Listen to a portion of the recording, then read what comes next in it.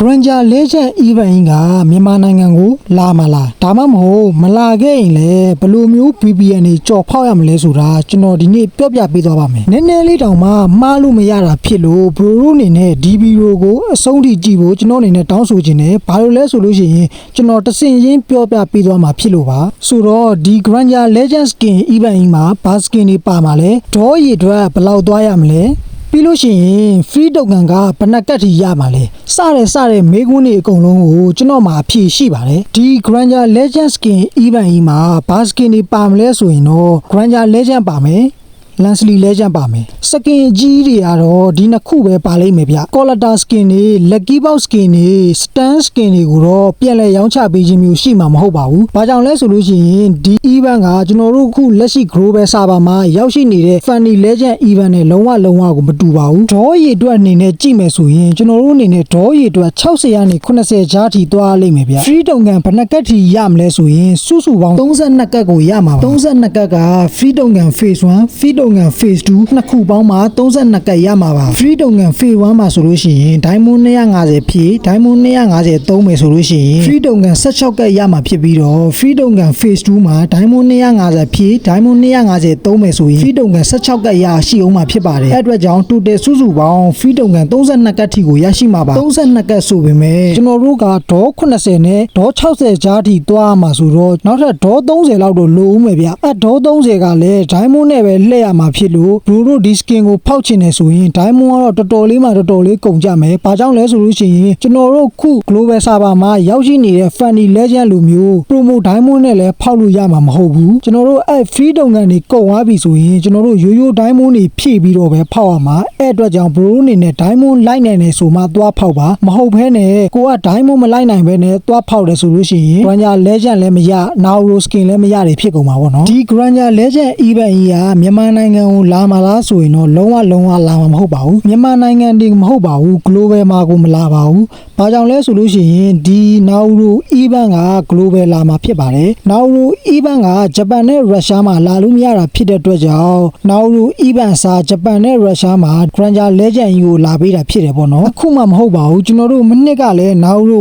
1.0 event လာတော့ကလည်းရုရှားနဲ့ဂျပန်မှာ Nauru event မလာဘူးဒီ skin အစားထိုးပြီးလာတယ်အဲ့တော့ကလည်းသူများတွေ VPN ကြော်ပြီးဖောက်ကြတယ်ပေါ့နော်ရတဲ့လူတွေလည်းရတယ်မရတဲ့လူတွေလည်းမရဘူး diamond မလိုက်နိုင်တော့လို့မရလိုက်တဲ့လူတွေလည်းရှိတယ်ပေါ့နော်အဲ့အတွက်ကြောင့် bro အနေနဲ့တခြားလေးစဉ်းစားပြီးမှဖောက်ပေါ့နော်ဆိုတော့ကျွန်တော်အနေနဲ့ခု VPN ဘယ်လိုကြော်ပြီးဖောက်ရမလဲဆိုတာပြောပြမယ်ပေါ့နော်မပြောခင် bro တို့သတိထားမယ့်အရာတွေရှိတယ်နော်ဒါကလုံးဝကိုအရေးကြီးတယ်ဘာလို့လဲဆိုတော့ bro တို့တစ်ချက်မှားတာနဲ့လစ်မှာအဲ့ဒါကြောင့်မို့ကျွန်တော်ဒီခုကျွန်တော်ပြောတဲ့ဟာလေးကိုတခြားလေးဂယူးဆိုင်ပြီးတော့လုပ်ပေါ့ဗျာ Granger Legend ကိုယူမယ်ဆိုရင်ကျွန်တော်တို့ Nauru skin တွေဖြစ်တဲ့ Julian နဲ့ Gushin ကိုကျွန်တော်တို့လုံးဝယူလို့မရတော့ပါဘူး။ဘာကြောင့်လဲဆိုလို့ရှိရင်ဒီ event နှစ်ခုလုံးကတရက်ထဲမှာလာမှာပါ။မတ်လ29ရက်နေ့မှာလာမှာဖြစ်တဲ့အတွက်ကြောင့် free token ကလည်းတူ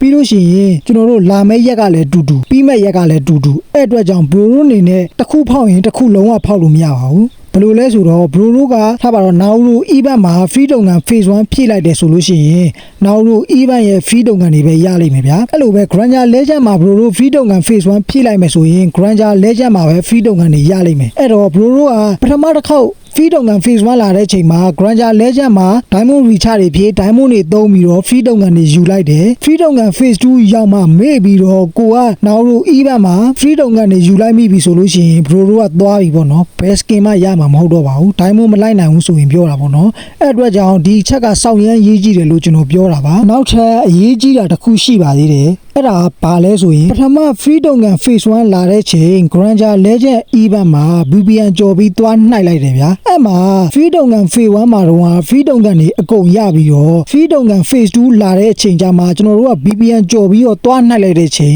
event ပေါ်မလာတော့ဘူးပေါ့နော်ဘလို့ကြော်ကိုပေါ်မလာတော့ဘူးအဲ့လိုလူတွေမနှစ်ကခဏတိုင်းဖြစ်ပါတယ်အဲ့အတွက်ကြောင့် bro အနေနဲ့ဒီနှစ်ချက်ကိုသတိထားပါကိုကစွန်းစားလောက်ရမယ်ပေါ့နော်စွန်းစားမှမလုံနိုင်ဘူးဆိုလို့ရှိရင် VPN ကြော်လုံးဝမဖောက်ပါနဲ့ တယ်ဘာလို့လဲဆိုတော့ဒီအရာကြီးကစွန့်စားမှကိုရမှာပါအရန်ရေးကြီးတယ်ပေါ့နော်ကဲဒီလောက်ဆိုရင်တော့ bro လည်းသိလောက်ပြီးထင်ပါတယ်အဲ့တော့ကျွန်တော် VPN ကြော်နီးပြောပြမယ်ပေါ့နော် VPN ကြော်နီးကရိုးရိုးရှင်းရှင်းလေးပဲ bro ဘာမှအများကြီးခက်လုံးစရာမလိုဘူး bro သိထားမှာကဒီ event ကမတ်လ29ရက်နေ့မှာလာမယ်ပြီးလို့ရှိရင် free တုံကန် phase 1က April 3ရက်နေ့မှာလာမယ် free တုံကန် phase 2က April 10ရက်နေ့မှာလာမယ်အဲ့ဒါလေးသိထားရင်ရပြီဘယ်လိုလဲဆိုတော့မတ်လ29ရက်နေ့ရောက်တာနဲ့ bro တို့ VPN ကြော်စရာမလိုဘူးဘာလို့လဲဆိုတော့ free တုံကန် phase 1လာတဲ့အချိန်ကျမှ VPN ကြော်ပြီး free တုံကန်နေယူ diamond နေလက်အဲ့လိုဖောက်ရုံပဲပေါ့နော်ဘာလို့လဲဆိုတော့ bro တို့အနေနဲ့မတ်လ29ရက်နေ့ကနေ event ပြီးတဲ့နေ့ထိ VPN ကြီးကြော်ထားကြမလို့ရတယ် free တုံကန် phase 1လာတဲ့အချိန်မှာ VPN ကြော်ရုံပဲ VPN က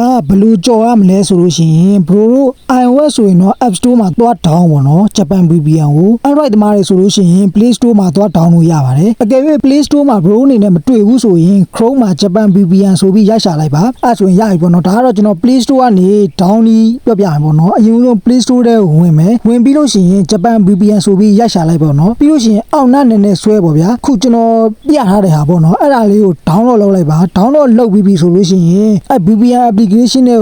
ဝင်ပြီးတော့ Japan ဆိုတဲ့ဟာကိုရွေးပြီးတော့ကြော်ရုံပဲပေါ့နော်အဲ့လိုလေးကြော်ပြီးတော့ free တုံကန် phase 1လာတဲ့အချိန်မှာနှိုက်လိုက်ရုံပါပဲ free တုံကန် phase 2မှာလည်းဘလို့ဒီတိုင်းပဲနော် April 10ရက်နေ့မှာလာမယ် April 10ရက်နေ့ရောက်ပြီဆိုတာနဲ့ VPN ကိုချိတ်ပေါ့ဗျာ Japan VPN ကိုချိတ်ပြီးလို့ရှိရင် gain ထဲကိုရင်ဝင်ပြီးတော့မှ event လာမလာကြည့်ပါ event ပေါ်မလာဘူးဆိုရင်တော့မရသေးဘူးပေါ့နော်ပြီးရင်တေချာပြန်သွားချိတ်ရမယ်ဖြုတ်လိုက်တက်လိုက်ချိတ် event ပေါ်ပြီဆိုမှ diamond ကိုဖြည့်ပါအဲ့ကြမှာကျွန်တော်တို့ Granger Legend ရဲ့ free တုံကန်တွေရမယ်ပေါ့နော် event မပေါ်သေးရင်လုံးဝမရပါဘူးဘရိုတို့ပတ်စံတွေပလုံဖြစ်သွားမယ်ပေါ့နော်အဲ့အတွက်ကြောင့်လုံးဝသတိထားပါဖောက်မယ်ဆိုရင် rate များပါတယ်ဘရိုဆိုတော့ဒီလောက်ဆိုရင်တော့အဆင်ပြေမယ်လို့မြုံလင်းပါတယ်ဒီနေ့ဗီဒီယိုလေးကတော့ဒီလောက်ပါပဲဗျကြည့်ရှုပေးတဲ့တယောက်ချင်းစီတိုင်းကိုကျေးဇူးအများကြီးတင်ပါတယ်ခင်ဗျာနောက်ဗီဒီယိုတွေမှာပြန်တွေ့ကြမယ်အားလုံးပဲ bye bye